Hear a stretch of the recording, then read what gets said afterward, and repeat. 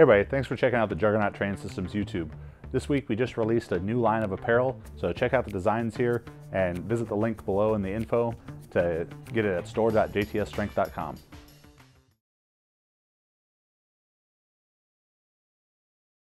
Hey everybody, Chad Wesley Smith here, bringing you another week in review, looking at the training of Marisa Inda as she prepares for IPF Raw Worlds, and Kristen Dunsmore. This week Kristen was in a deload, so we'll talk a little bit about that, but first up, Marisa. So we have our higher volume, but generally lighter squat day on Mondays for her. She does all high bar squatting on Mondays, give the back a little bit of a break so things can, the whole week can fit together well with harder deadlifting on Wednesdays, plus just keep developing the quads. There is 260 pounds for 4 sets of 5.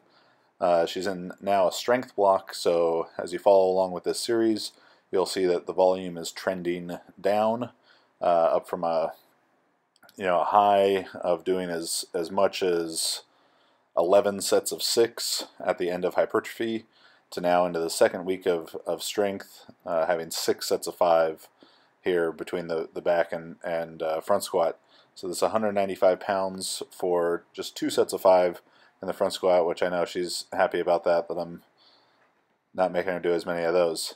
Moving on to Tuesday is the heavy bench day, where we alternate weekly for both of the girls between 1 week being heavy deadlift, the next week being heavy bench and squat. So this is 85 kilos, 187 pounds. We're going for 6 reps, but didn't quite come away with it. A bit frustrating because the first 4 reps of it move so smooth, but still a good 5 reps. Now we know she's very strong on the bench and moving in the direction we need to. Just sometimes as fatigue sets in, their bar path gets a little wonky and goes towards her feet more so than towards pressing over the face. But we only have to do 1 in competition, no worries about that. As I mentioned, Kristen was on a deload. Generally in the deload, we're looking to cut intensity to about 80 to 90% of regular intensity, and volume down to 50 to 60% of regular volume. So I let them have a lot of autonomy on the deload week, as they're both experienced enough to kind of listen to their bodies and make the adjustments they need based on how they felt the previous week or ending their overloading training. And Kristen had very, very high volume, particularly in the squat, in her regular overload training. So pretty beat up, so pretty light work in the early part of the week, and then we went actually a little bit heavier as the week went on. But you can see her practicing both conventional, which we use a lot as a strength builder, and also staying in touch with her sumo technique. This is Wednesday for Marissa. So as I mentioned last week, was a heavy deadlift week in which she pulled a PR of 355 for 5 from the floor. And Marissa, like many other conventional deadlifters, myself included, actually weaker with the bar raised up on blocks than from the floor. So this is a position that takes the ability to use the legs out somewhat, because you can't create that leg drive from the floor.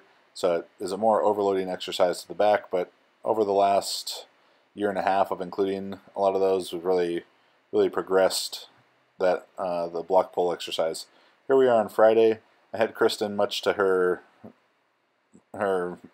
anger, work up to just a single with 314, which she did for a PR set of 8 last week. But still feeling kind of tired at the end of the week, but she'll be good to go. A bit of a frustrating squat day for Marissa, even though the weights moved well, with 142 kilos in the squat and 142.5 for a single, and then 132.5 for a set of 5, which would have been a PR. Weren't very happy with the depth, but considering our last 2 meets has been 27 white lights, or sorry, not how many? You get 9, 18 white lights in the squat between her last 2 meets, 3 for 3 in both. We know we'll get it sorted out the next couple weeks and be ready to go when the time comes. Here's their final workout of the week, Saturday, and that's just kind of a pretty easy accessory day on the bench and variations. Marissa working on some incline, Chris doing incline and then close grip as part of her deload. So hopefully you're enjoying the series, go ahead and subscribe to the channel, and we'll see you next week. With the new Juggernaut online coaching programs, we've had a lot of questions about which program is right for you. So here's a quick synopsis of our 3 different levels of coaching.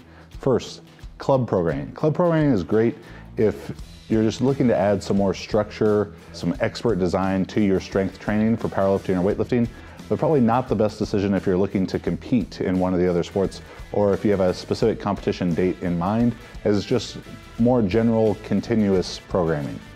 Team programming is our favorite option. Team programming gives you programming tailored to your size, strength, gender, experience, and goals, control over the timing of the training relative to your competition, and access to our team of coaches for video review. One-on-one programming is going to be your best bet if you need very personalized attention based on a unique competition schedule, injury history, or if you're just looking to make sure that everything is built as specifically as possible to you. So we have 3 different levels of programming, and one of them is definitely going to be a great fit for you to help you improve in powerlifting or weightlifting.